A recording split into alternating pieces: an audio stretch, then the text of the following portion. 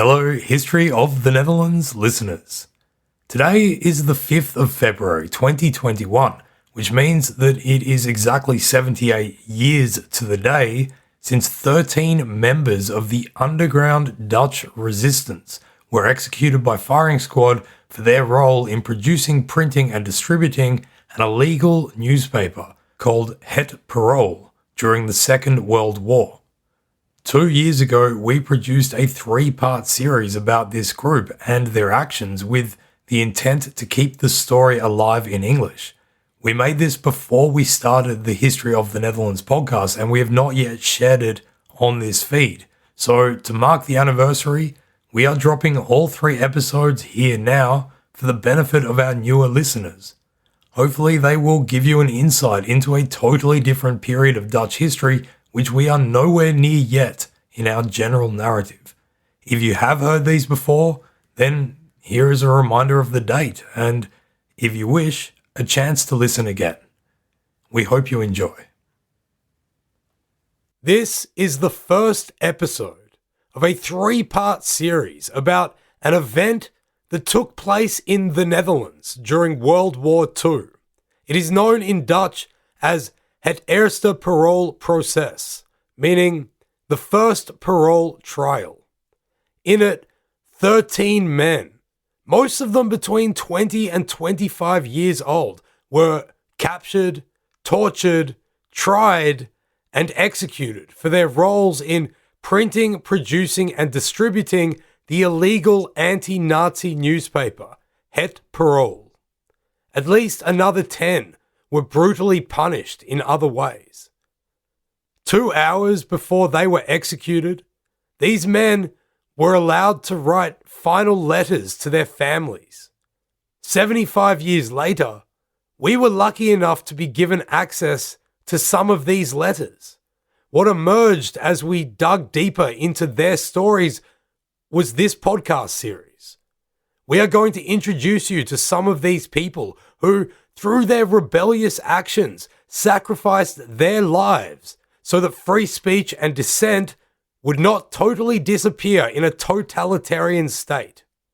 We will follow their journeys, hoping to commemorate and preserve the memory of those involved, and to honor the lives of everyone whose actions contributed to allowing us to live in a free and open society today.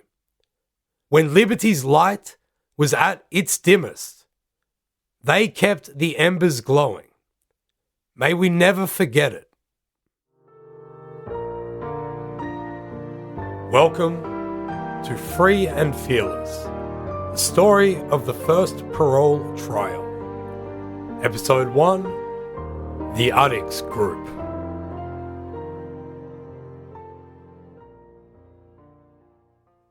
In the course of history, the experiences that we go through as individuals and societies inevitably become obscured with time. Events may be documented, talked about, and added to the historical record, but so often the feelings and impulses of people on a ground level are simply lost. This is one of the reasons why symbols matter and why we create them. It's to establish and preserve a collective feeling towards an event or a character or a purpose. Symbols give meaning where mere words will either fail or crumble over time. Because as time takes its toll and people and their words and their stories disappear, symbols remain. The meaning behind a symbol is not necessarily static either. A symbol can mean one thing on one day and something else the next. This occurred in the spring of 1940, in the month of May. As the Wehrmacht of Nazi Germany poured into the Netherlands, supported by the Luftwaffe, planes could be seen flying over the city of Amsterdam just on the first day of the invasion. Anti-aircraft guns could be heard, firing in the distance. All schools and public facilities were shut. The invasion of the Netherlands had begun. The capital city, Amsterdam, constructed over 700 years into a ringed network of unclean canals and tree-lined cobblestone paved streets, was not a particularly pleasant-smelling place at the best of times. But these were not the best of times, and on the 14th of May, a thick pall hung over it, and it carried the strong, sickening stench from oil fires that burned outside the city's centre. In order to prevent the oil reserves in the city's petroleum harbour from falling into German hands, the Dutch military command had allowed British operatives to destroy them. The active military resistance to the German invasion, although it put up a fight, was capitulating. Other forms of resistance would have to take its place. In some parts of the city, other things burned also. Some watched in disbelief as their neighbours and other Amsterdammers went about throwing books and other things onto bonfires which had been lit in the streets. Residents from around the neighbourhoods came out of their houses, bundles of books in their arms, and sacrificed them to conglomerating conflagrations, neighbourly pyres of pragmatic caution. En masse, people sought to rid themselves of possessions that they knew would be looked at suspiciously by the incoming authorities. Cast not to the flames on the streets, but instead to the fetid waters of the city's canals, great clumps of even more books, as well as newspapers and magazines, were disposed into the water, creating small islands of drowned and soggy, soon-to-be illegal material. Marxist, Communist, Jewish, and Russian literature, as well as any other left-wing content, was destroyed. The people doing this to their own stuff sought to purge themselves and their lives of any risk that they might come under any attention at all. There would be no freedom of speech or dissent in the coming years under the new fascist regime. For the people who took this option, destroying their potentially suspicious material, perhaps their last act of freedom was to censor themselves before anyone else saw the need to do it for them.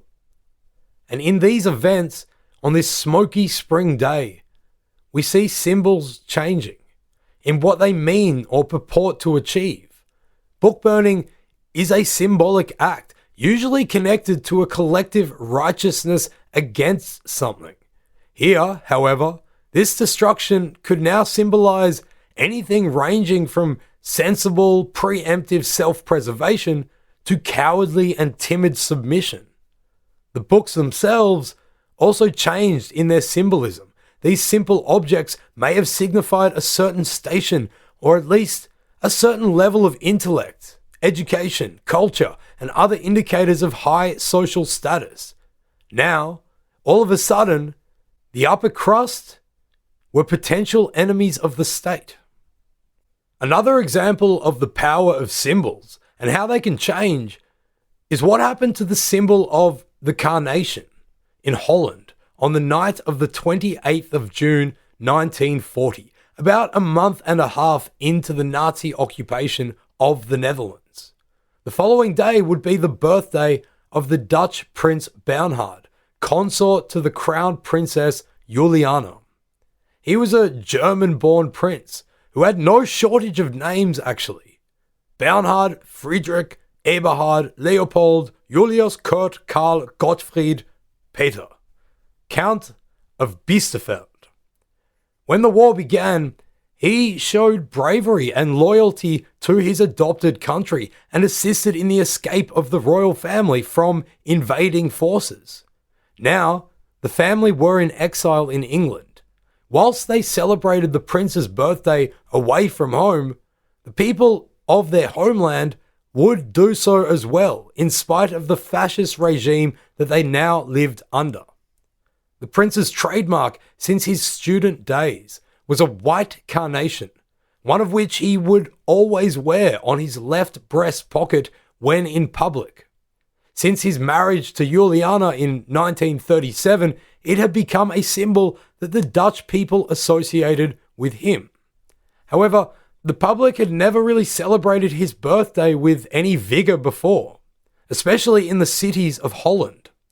In The Hague, the centre of Dutch national politics, a royal birthday was cause for a congratulatory register to be laid out in the Noordeinde Palace. People could come and sign this, but Bernhard would expect little more than this. Historically, in Amsterdam, there had always been a somewhat terse relationship between the city and the House of Orange-Nassau, so there was no reason for the occupying forces to expect any large celebratory crowds assembling or any untoward behaviour. That evening, however, before the prince's birthday, in The Hague, people began laying carnations before the palace next to a statue of William of Orange, also known as William the Silent, the father figure of the nation who had led its independence struggle 3.5 centuries before. In Amsterdam, on the same night, in a tiny square near the city's biggest park, someone appeared also holding a carnation. They walked over to a small statue of Emma, who had been the nation's regent in the 1890s and mother to the beloved current Queen Wilhelmina. The next day, at both sites, the collections of flowers grew. In The Hague, orders to remove them were followed before the mayor ordered them put back again. People began to attach carnations to their breasts and gather not only in these cities but other towns and areas across the country. They flew the Dutch flag in places, now illegal under this new regime, but where there were no flags, there were flowers. In The Hague, at the palace, people dressing in the national colour of orange gathered and spontaneously sang the Wilhelmus, the centuries-old national anthem of the Netherlands, in defiance of the authorities. Under the guise of celebrating the prince's birthday, the Dutch were showing that this occupation would not happen with as much ease as their occupiers might have hoped. The carnation, a symbol which had carried weight only in its relevance to the prince, was on this day turned into one of defiance. It set the tone for what was to come. If the Netherlands and its people were to endure the Nazi occupation, their defiance would have to move from symbolic actions to real and consequential actions. This would occur, but not before many real and consequential actions revealed the timidity with which many others would submit. An organisation called the AJC, standing for Arbeiders Jeugdcentrale, meaning Workers' Youth Centre, had been created in 1918 as a socialist youth group and a branch of the Dutch Social Democrat Workers' Party. We are going to be talking about them a lot, so just remember that the AJC is a socialist youth group.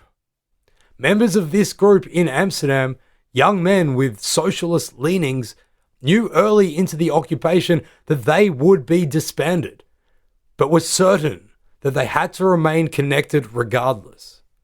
Nobody was sure exactly what the occupation would entail, but if there was going to be a resistance and defiant action to regain the sovereignty of the nation, then they wanted to be involved. Since the invasion, the Dutch Nazi Party, the NSB, had been made the only legal political party in the country. Its paramilitary wing was the Weerbaarheidsafdeling, or the WA, which had begun exerting its violent presence on the street way before German troops marched down them. Young men of the AJC had engaged and continued to engage in confronting the thuggish WA street patrols. On the day of Prince Bernhard's birthday, the AJCers also joined in the carnation demonstration. However, as these young men would prove more than once, they were willing to go to greater and further lengths in rebelling against Nazism. They attached blades or pins underneath the flowers on their breasts, preempting the WAers who would attempt to flick the flowers off and hoping to cause them a nasty gash in the process. When the AJC stopped its operations at the end of July and officially announced itself unable to continue in mid-August, amongst their defiant members were a core group who had already begun resistance activity beyond the symbol of the carnation. Whether the AJC existed or not, they together decided to continue and grow in their efforts to counter the fascist stranglehold that had overtaken their country. They would meet at a sports center in the neighborhood of the Jordaan on the Bloemgracht. There they would gather, sharing their opinions about what to do, and training in one of their favorite sports, which was jiu-jitsu. This group's network expanded out of the AJC to connect them variously to others in Amsterdam, who themselves were willing to resist in some way or another. Those who participated in this burgeoning resistance were located around the city, west to east, and north to south, and so they formed organically into a cell-like network, its members' relationships to each other ranging from firm to loose, or even to only by association.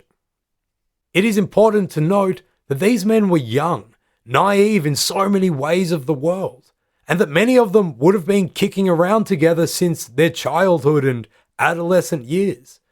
Young boys tend to have groups of mates, and through social and educational hubs, they connect to other groups of mates. The AJC was one of these social hubs, the network of which persevered into wartime. There were many people involved in the events which we are going to talk about in this story. To try and keep it as podcast friendly as possible, however, and to prevent it from going for hours and hours and hours, we are only going to focus on a few of them. For our purposes, for this tale, the important names to remember are those of the key initiators of their resistance cells. These were 24-year-old Arie Addicks in the south, 20-year-old Jan Zwanenburg in the east, and 22-year-old Rob Daumer in the west of Amsterdam. Arie Addicks was a central figure in the disbanded AJC network of young, willing rebels. At the beginning of the occupation, active determination to rebel was not that common, even amongst left-wing organizations. Many of the young AJCers noted how unwilling their older socialist comrades were to stage an organized resistance. Arie lived on the Boterdiepstraat in Amsterdam South. He was a socialist and fiercely against both fascism and communism. He was not shy about espousing his sense of how things should be, and his style of defiance against the Nazis sat on the radical side of the ledger. In the jiu-jitsu sessions on the Bloemgracht, he was competitive, and he showed no less when he encountered WA militants on the streets. When the WA raided the jiu-jitsu school one day, Arie was the only person who stayed behind to guard the club's paperwork. When he was found by the raiders, they viciously beat him and literally threw him onto the street outside. He was unable to train for 6 weeks, and given what we know about his character, we can easily imagine that this time off only further stoked his rage against the occupiers. Arie Addicks resisted the occupiers in every way possible. When Jewish rights started being curtailed, such as in January 1941, when Jewish people were banned from going to the cinema, he stood on the Nieuwendyk, one of the main shopping streets in Amsterdam, handing out scores of handbills to passers-by, protesting against it. These would often be finished with the sarcastic words, "Heil het Nederlandse volk." He would get vegetables for his Jewish friends and neighbors from Aryan stores. In today's Amsterdam, young men on bicycles often yell abuse at tourists walking on the bike path. But Arie Addicks? He insulted Nazis and pro-fascists, usually whilst carrying illegal items that would incriminate him instantly in the eyes of the authorities, such as his service revolver. He was not going to submit to Nazi rule, and he was not going to be subtle in how he went about that defiance. Jan Zwanenburg lived on the Krugerstraat in Amsterdam East. He had a youthful look to him, was blonde and handsome, and like his fellow members of the AJC, held socialist-leaning sympathies. In October 1939, he had started a new job as one of Amsterdam's tram conductors. As early as the 20th of May, less than a week after the war had begun, and just before the dissolution of the AJC or of the Carnation protests, Zwanenburg went to his friend Philip Hale's house. There, they were joined by 3 others, all connected through the AJC and the Jiu-Jitsu club. They discussed the occupation and how they should react to it. There was a conversation about the ineffective resistance seen in Germany years before, when the Nazis had first come to power there, and how it had been squashed early and not maintained with nearly enough vigor. They talked about where they could begin, and they decided that it would be in the realm of public information. They would start printing an anti-fascist pamphlet.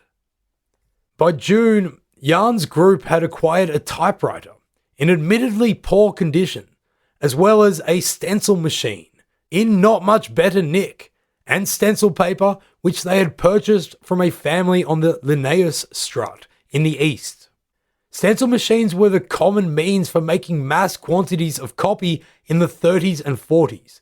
The one this small group of lads in the east acquired would have been a small, hand-cranked model that were used in schools and offices around the country. Given the ubiquity of stencil machines, it was fairly widely known how to work one, but making it look good, that took experience that they were definitely lacking in at first. The machine is properly called a mimeograph, and they had to use a special wax-covered paper that would first be fed into a typewriter to prepare a stencil. Using a typewriter in itself is also a skill, and for this they obtained help from a young girl that one of them knew. Whilst her name is lost to history, her rebelliousness in typing up this illegal copy is not. With the paper properly inserted, a mechanism on the typewriter itself would also have to be disabled so that the ink ribbon did not lift, meaning that when the sharp type elements came down on the wax-lined paper, they removed the wax lining in accordance with each letter, creating the stencil. Once finished, this master copy was then placed in the stencil machine, and the ink would be able to permeate through it where the wax had been removed. Copies could then be printed out from it on blank sheets. It was laborious work, and mistakes were easy to make. Putting too much ink into the machine could be messy. Obvious ink stains on your hands or clothes are annoying at the best of times.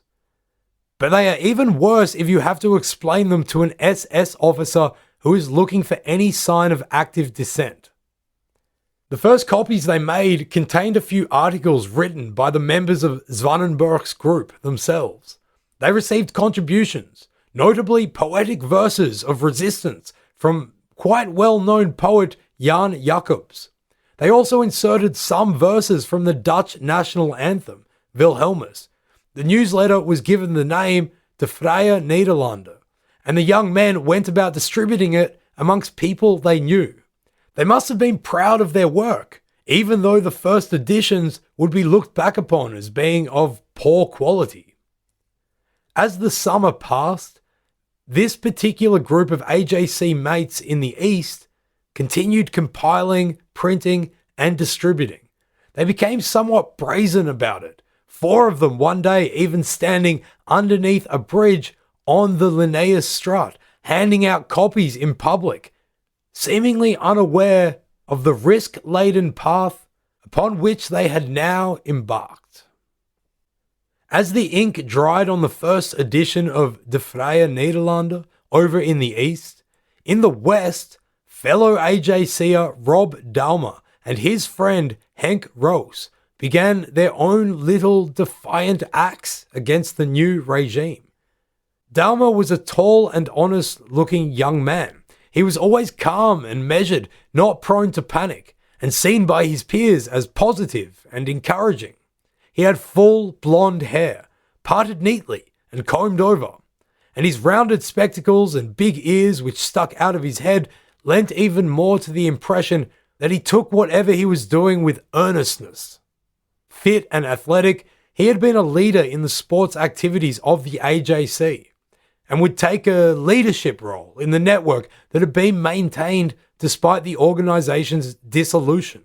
He was a frequent attendee at the jiu-jitsu sessions on the Bloemgracht.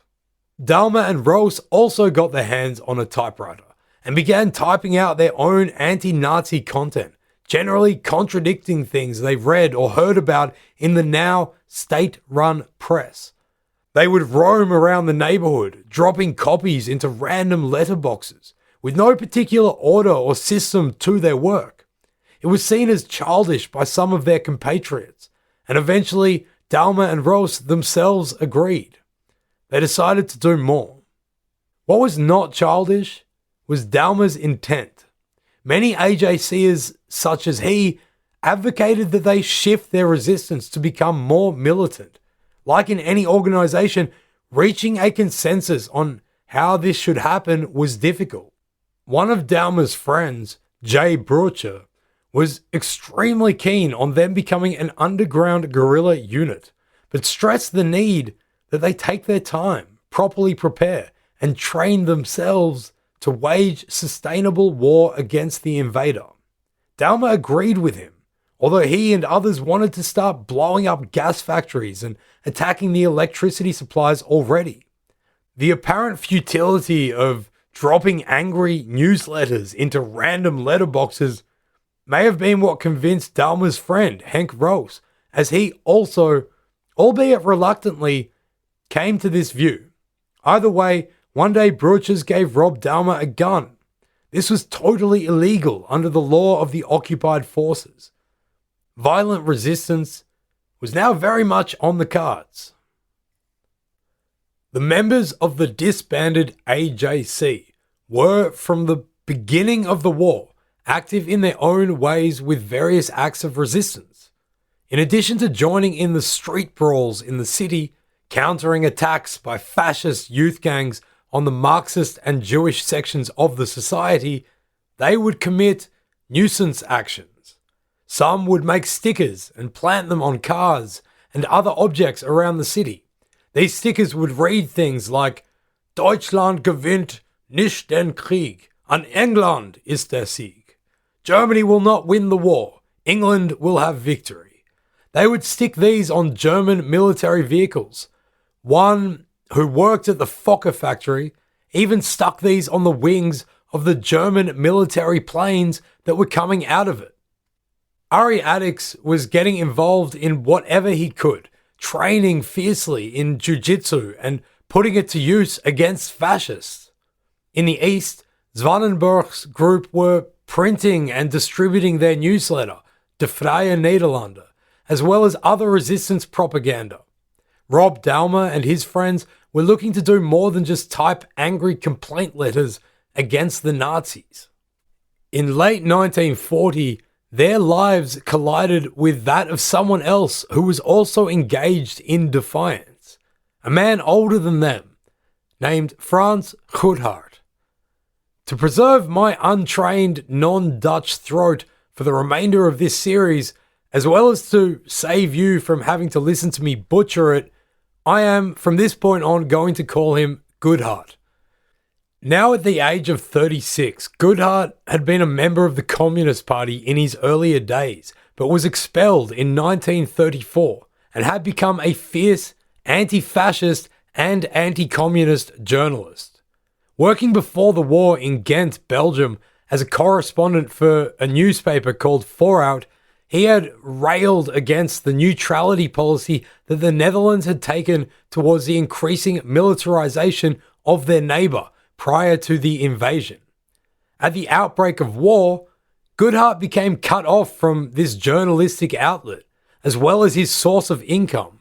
He also found himself thoroughly disappointed by the Dutch media's submission in general to the Nazi occupiers.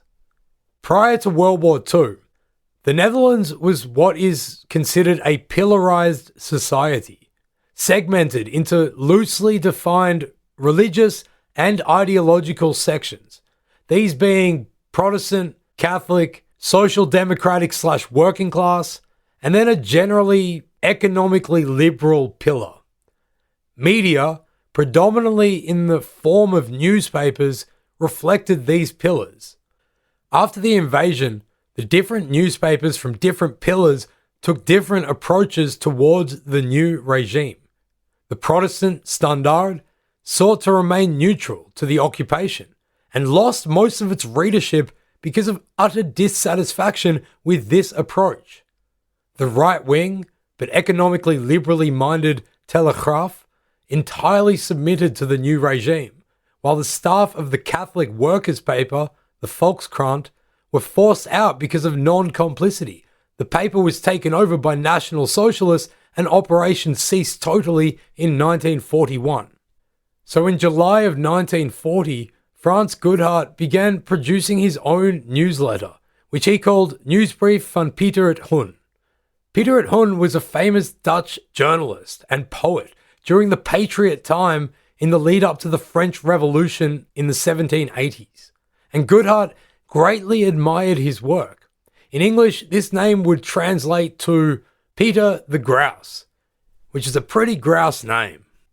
Goedhart understood from the outset how risky this work would be. He knew that if he involved other people in it, the risk of being caught would only increase. Ideally, he wanted to create the entire thing alone. His major problem at the beginning, however, was money, or that is, a particular lack thereof. No longer working for 4-Out meant that he no longer had an income, and he only had a limited amount of money with which to buy the necessary supplies. So just a few days after the capitulation, he visited a Jewish friend of his, Eddie Davids, a tax consultant and businessman who was, of course, very against the Nazis. Goedhart had been hoping Davids would give him money, but instead, he outright rejected the idea, saying, "You seem crazy. Everyone is committing suicide. We are in a terrible tragedy, and now you come with such nonsense?" It's hard to know whether Goedhart understood the severity of the situation the Jewish people were now facing, but this reaction surely must have opened his eyes. He decided to risk what he had and fund the first weeks of his pamphlet by himself, just to see how it went. He wrote and stenciled it himself and delivered it to well-connected people he knew, as well as barbershops around Amsterdam, so that their clients could read them. He finished the first article of the first edition with the words, "Do not bend, do not stoop, do not cooperate with the enemy. Have courage and trust. The future is a free Dutch people in a free community of nations." When Eddie Davids saw the newsbrief, he completely changed his reaction to it and agreed not only to help with money, but also offered technical assistance. They would now work together. They ended up creating about 500 copies of each edition, and this became a time-consuming process. You first needed to make the stencil and print it out, and then fold it up into envelopes, address each envelope, stamp them all, and then deliver them. It was difficult and highly illegal work, executed in the hot confines of small Amsterdam rooms in the middle of a Nazi-occupied summer. Nerve-wracking puts it mildly. Goedhart had a typically dry Dutch sense of humour. After the war, he recalled how they would stencil on Saturday afternoons, and Eddie would always call up a certain snack bar on the Damrak to get lunch delivered to them. When the doorbell rang, the anxiety levels would rise, so Goedhart would try to break the tension by making jokes like, Eddie, that's just the Gestapo at the door." Gallows humour at its finest. It quickly became clear to Goedhart that if he wanted to increase the output of his newsletter, he needed to get more help. So he began asking friends and acquaintances.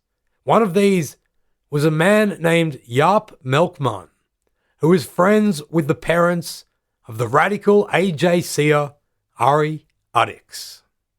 When Frans Goedhart became connected to the young men of the AJC whom we met earlier through Ari Addicks, it might be seen as the beginning of an intergenerational collusion within this part of the Dutch resistance.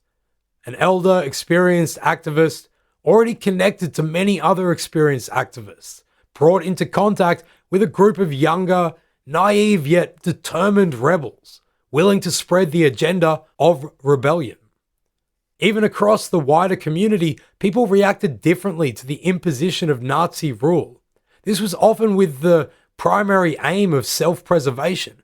Goedhart himself had looked upon those scenes that we described at the beginning of Amsterdammers casting books and other material into fires and canals. For a fierce believer in the freedom of speech, it baffles Goedhart to see people censor themselves like that. He, instead, was determined to wage war. Many people thought his objective of producing counter-information was futile. He struggled in his search for support. In the young, eager and fierce Ari Addicks, however, he met someone willing to go to the front line. Goedhart described Addicks as being tall and raw. He said he walked around in rubber shoes with a hand grenade in his pocket to spread Het Parool at night. He was typically one of those people from the romantic atmosphere of the first illegals. When Jaap Melkman approached Addicks about Goedhart, he agreed to help stencil and distribute the nieuwsbrief van Pieter het Hun. Addicks brought in his friends from the AJC, Zwanenburg, Dalma, Roos, and others whom they were all connected to. By October 1940, they had crystallized around the need to distribute the newsbrief into a somewhat fairly loose network that included at least 50 people. Most, but not all, were AJCers. They would become known to history as the Addicks Group. They were reasonably well organized. Most of them were between 20 and 25 years old, although the youngest was 17 and the oldest in his 40s. Each group, or cell, functioned around one of the AJCers. Zwanenburg's group operated from Amsterdam's east. In the north, there was a cell, and there were 3 in the south, where Ari Addicks' own small cell was. There were 3 more in the west, where Rob Dalma lived, and Addicks was the general liaison between all of them and Melkman and Goedhart, who were providing them with the content to print. They were enthusiastic and righteous, delivering illegal newspapers and pamphlets, stickering over German military and police equipment, and fighting local Nazi thugs. As the tensions in Amsterdam grew over the first winter of the war, they were at the forefront of it all. In February 1941, fights broke out between WA street thugs and Jewish Amsterdammers in the Jodenbuurt, the Jewish neighborhood. Addicks and his compatriots ran down to the Jewish quarter to join the fight against violent anti-Semitism. Afterwards, when German troops and Amsterdam police began deporting Jews, the young AJCers also joined in the mass protests in the factories, the docks and streets that became known as the February Strike, the only public protest in Europe by non-Jews against the Nazi treatment of Jews during the war. During this demonstration, Jan Zwanenburg lay down on the tracks in front of a tram depot to stop his colleagues from going out to work. The strike was ultimately a failure in that it did not prevent the oncoming genocide of Amsterdam's Jews. However, it showed that many ordinary people were willing to resist the occupation. It was in this atmosphere of defiance that the nieuwsbrief van Pieter het Hun was replaced by a new newspaper. It was given the name Het Parool, which in English can mean either the password or the motto. Throughout 1940, Goedhart had been conspiring with others, journalists, politicians, thinkers and activists such as Lex Althoff, Koos Forenk, Hans Warendorf, Maurits Kahn and Jaap Nunes Vaz. Together they chose to exercise their free speech rights, no matter that the law no longer granted them these. The first editions of Het Parool came out on 10th of February 1941. They announced themselves to the world. For their subtitle, they defiantly chose two words from the Dutch national anthem. These were vrij onverfierd, meaning free and fearless. The first article started strongly as well. Wij willen dit niet. We don't want this. It then went on to list in point form all the atrocities that had occurred in just the past week. This was the real news, not the Nazi-sanctioned censored version found in the compliant, established press. By being a larger conglomeration of well-connected people, Het Parool had access to greater and better resources than the young men of the AJC or just Goedhart alone.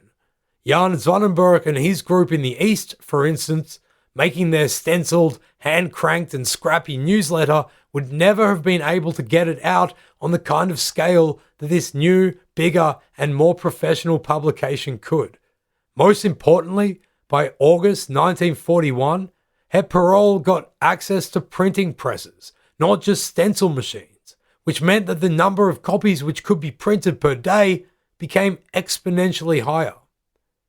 For the Addicks Group, which had been engaging in all kinds of different forms of resistance and distributing all kinds of illicit material, distributing Het Parool became a major part of their activities. So let's imagine what distributing Het Parool may have been like. First of all, you're sitting in your living room with stacks of highly illegal material staring across the room at you. It's summer, it's hot, and it's the Netherlands, so the sun doesn't go down until very late. You are waiting for the cover of darkness after the now standard curfew has come into effect, so that you can go out and do your work in appropriate concealment. You jump as the doorbell rings, even though you are expecting it. You open the door to find your friend, Jan Zwanenberg, standing there on the way home from work in his tram driver's uniform on his bicycle. You hand him a couple of boxes filled with copies of Het Parool, which he sits on the back rack of his bicycle and covers with his tram driver's cape. After a few quiet words, he cycles away, off to do exactly what you're about to do in a different part of the city. When the sun finally sets, you put on a massive dark jacket that you usually only use in winter. You hope it's not too conspicuous, but even the summer nights can be chilly, so you take your chances. You pick up the remaining boxes, conceal them under the jacket, and slip outside as quietly as possible. Luckily, in wartime, curfew means blackout, so the only light comes from the moon and the stars in the night sky. Even more luckily, in the Netherlands, even in summertime, it's often quite cloudy, an even bigger advantage to you. Your bicycle is too squeaky and rattles on the cobblestones, so you go on foot, treading as lightly as possible.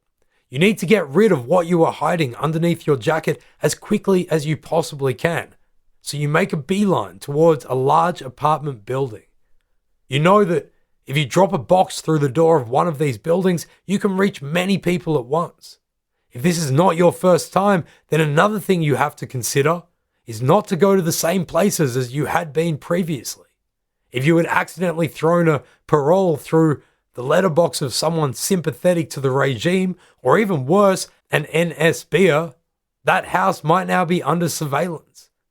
After you have finished your job and were certain that you were not being shadowed, you would return home. You probably wouldn't be able to sleep for a while as your body processes the adrenaline, and you think that every noise outside will be followed by a heavy-handed knock on the door, telling you that you've been caught. So, from February to August 1941, the members of the Addicks Group would have been doing this a lot. Addicks' house was the main conduit for the different groups that were based in the different parts of the city. It's important to remember, though, that they were not exclusively delivering Het Parool, and nor were the distributors only AJCers.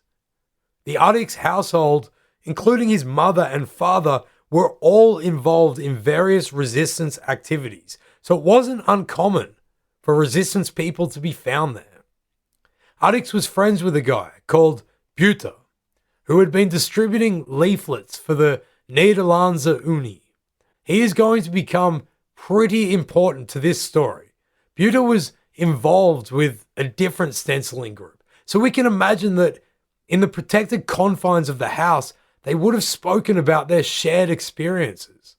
Addicks' mother recalled after the war once hearing Buter anxiously saying to him, "Ari, I'm too nervous. I want to stop doing this." In the late summer of 1941, Goedhart sent Ari Addicks on a mission to Brussels to deliver exemplars of Het Parool. He wrapped them up around a stick and hid them inside the frame of his bicycle, which he was to ride to Brussels before taking a train home. It was a fortuitous timing for Addicks because by that stage, the group which he had helped form had begun to worry a little bit about his involvement. He had always been cavalier in his actions, but he had started ignoring decisions the group had made together, most specifically that they would avoid going into the city centre unnecessarily. Ari had always walked the fine line between heroic and foolish in his actions, but the others began wondering whether he wasn't putting all of them at risk. Some even considered whether or not they might be better off liquidating him. Although killing their friend would be an extreme step and definitely one not taken lightly, as evidenced by them not actually doing it, doing so may have saved the other AJCers. The group at this stage seems to have lost some of the almost childlike innocence that they had had at the beginning of the war. But unfortunately, this seemingly newfound maturity was coming on too late. And unbeknownst to them, they were already being hunted, and the hunters were about to move in. On August 31st, 1941, Queen's Day in the Netherlands, the group was warned to avoid the areas around Dam Square and Rembrandtplein because riots were expected. Some of the members of the group, however, including Buter, the guy who had been growing increasingly nervous about his involvement with them, decided to go into town anyway. After fights broke out, police conducted a razzia on the Kalverstraat. He was picked up and taken to the police station on the Single. Whilst there, Buter was advised by a quote-unquote good policeman at the station that he had better get rid of a gun which he had. So when he was released after his sister came with proof of his identity, he did just that.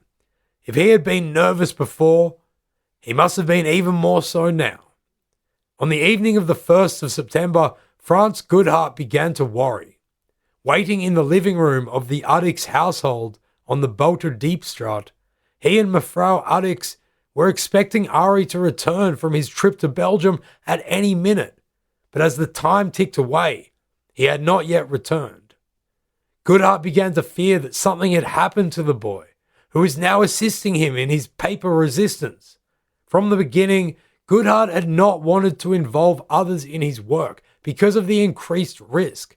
So as he sat there drinking coffee with Mevrouw Addicks, he must have been worrying, not only for Ari, but also for himself and the entire operation. When he left, and Ari had still not yet arrived, one can only imagine the thoughts racing through his head about what may have happened. But fortunately, Ari was held up only because his train had stopped at Central Station rather than at Amstel Station, closer to his home. So his bike ride across town took longer than expected. Riding across the entire city would also have given him plenty of opportunities to abuse a lot of Nazis, which may have held him up a little longer too. In any case, after getting home, he quickly left to visit Goedhart and report back from his mission to Belgium. his mother didn't see him again that night after he left to see Goedhart. He returned home late and left early the next day to go to his work at the Drucker cable factory to collect his salary. At some point that morning, after Ari had gone to the Drucker, a big and imposing man knocked on the door of his house, which his mother opened. He told her that he was Meneer Jansen from the Drucker, Ari's work, and that Ari could come back now. If this had not been the early days of the resistance, and if those involved in defying the authorities already had the experience that they would later garner, we can assume that Mevrouw Addicks would have acted with much more caution and suspicion than she did. She expressed her surprise and told them that Ari had already just gone to Drucker. It was odd to her that this man said that he was from there, but she did not consider it more than just that, an oddity. Secondly, peering around the large figure of this Meneer Jansen at the door, she could see another man walking back and forth on the street, quite clearly a companion. If she had realized that the two men at her front door were actually police agents, collaborators with the Nazi regime, there is no way that she would have answered honestly when they asked her when Ari would be home that evening. Around 7 p.m., she replied. Naively, unwittingly, and tragically, an appointment had now been made, which would end with the death of one of the Addicks family. When Ari came home that afternoon, Mevrouw Addicks could see that her son was troubled. Without getting into the details, he told her that he had received a warning that something had clearly gone wrong with his illegal activities and that he had to clean everything up as soon as possible. This was a discernible change from when she had seen him on his return from Belgium, so sometime between then and now, fewer than 24 hours, everything had changed. When she told him that a big guy called Meneer Jansen from the Drucker had visited their home, Ari also expressed his surprise. The only Jansen he could remember from the Drucker was a really old guy. The urgency of the warning to clean up his work seemingly distracted him from the alarm bells that should have been ringing loudly in his head at this point. He went up to the attic and began thinking about what had to be done with the incriminating stuff around him, and not about this Meneer Jansen. Sure enough, that evening, the doorbell rang. By this time, Ari Addicks' father, Martin, was also home. He and his wife had been participant in helping Jewish neighbors and hosting resistance men in their home. He was, after all, friends with Jaap Melkman, who had recruited his son into the illegal distribution work in the first place. Despite this, he was a careful man, and although he helped Ari with some of his work, he wanted no real knowledge of it. But this time, at about 6:15 on Tuesday, the 2nd of September, 1941, Martin Addicks was not careful enough. He opened the door to two men who said they were looking for Ari. Meneer Addicks yelled out upstairs that the callers at the door were for Ari, but he received no response. He invited them inside and told them to go upstairs where they could find him. Ari would have heard the footsteps of the two men as they began to ascend the typically steep Amsterdam staircase.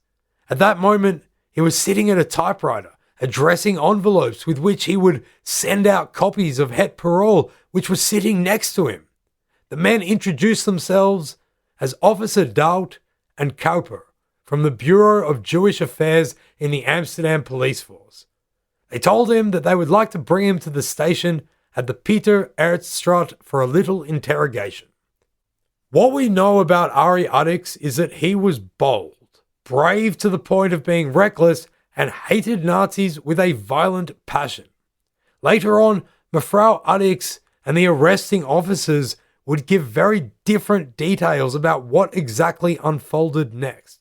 But needless to say, it did not end with Ari calmly cooperating with the police and being attended out the door. Mevrouw Addicks said that Ari wanted his jacket, which, to be fair, is a reasonable response in Amsterdam at any time of the year. According to her, the officers mistook this as an attempt to escape, and a fight broke out between Ari and Doubt, in which Ari grabbed the police officer by the throat. Ari might have been naive about his resistance work, but fighting was something that he was pretty experienced at, and given his involvement in the jiu-jitsu club and against WA thugs on the street, really enjoyed doing. At the noise of the scuffle, Meneer and Mevrouw Addicks came running up the stairs and said, "Damn, what is this here?"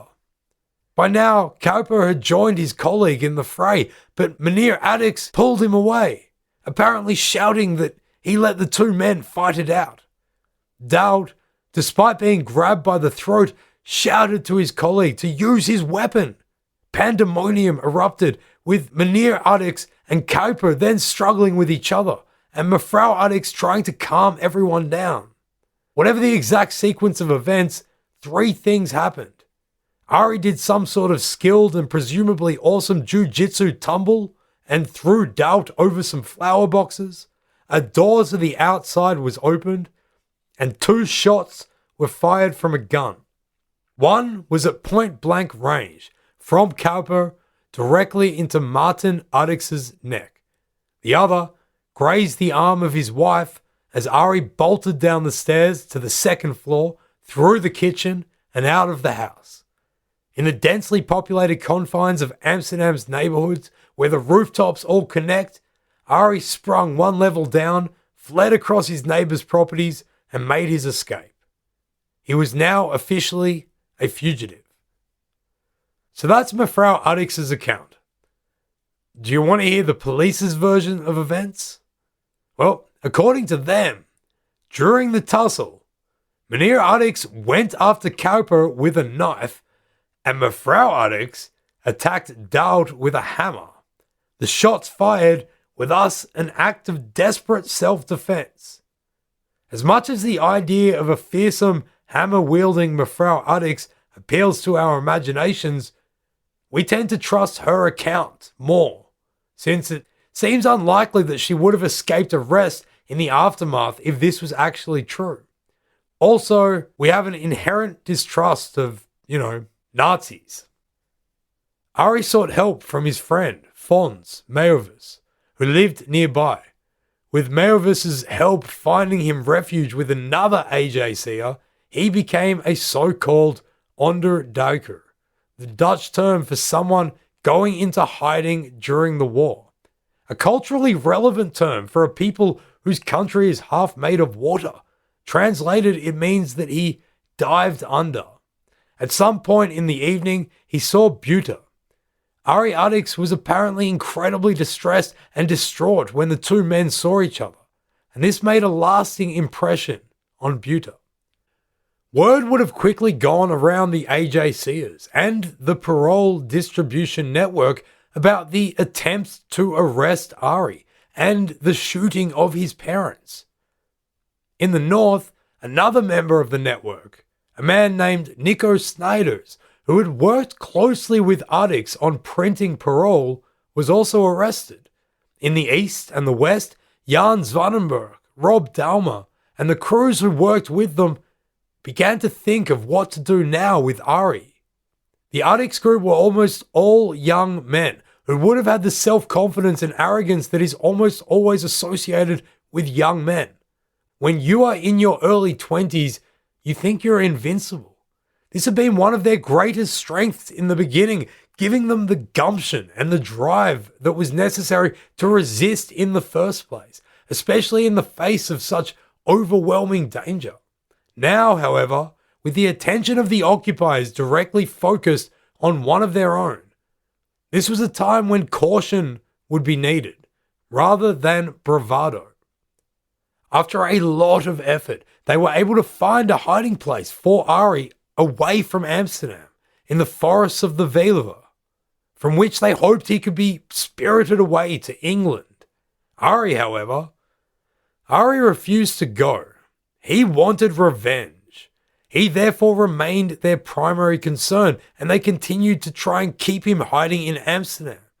It didn't occur to the others that perhaps they should also dive under themselves. Both of Ari's parents had been taken to hospital after the attempted arrest of their son. Mrs. Addicks had just a minor wound on her elbow.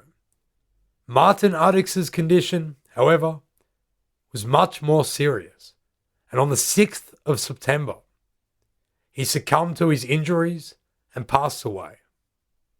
On the 11th of September, Martin Addicks' funeral took place, with a planned procession in public to the cemetery in Zorgvliet by the River Amstel.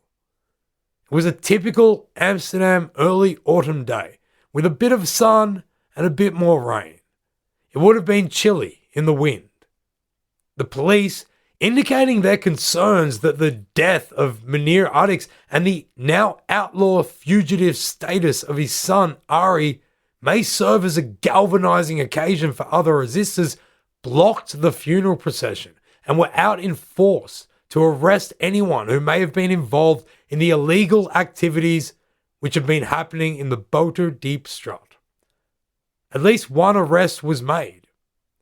Despite this obstruction, and with an atmosphere that must have been full of tension and fear, hatred and sorrow, the funeral took place.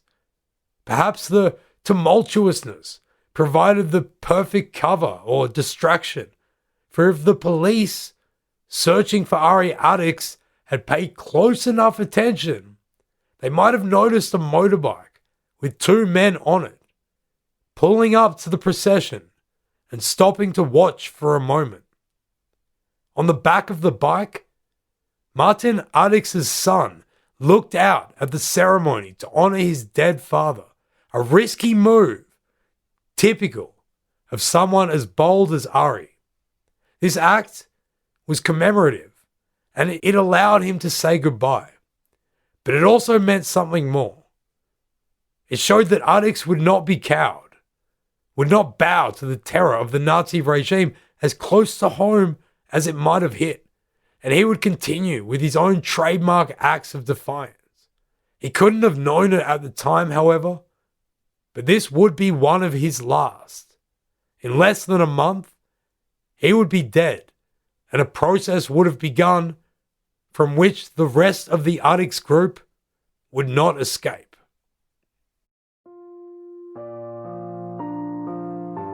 Thanks for listening to Free and Fearless. This has been the first of a 3-part series. Be sure to tune in next week for episode 2, The Process. This has been researched, written and produced by Julian Smith and Joe Wegasani. We are Republic of Amsterdam Radio. For more information on this series, as well as other projects we have created, go to republicofamsterdamradio.com. Thanks to Stichting Democracy and Media for making this possible.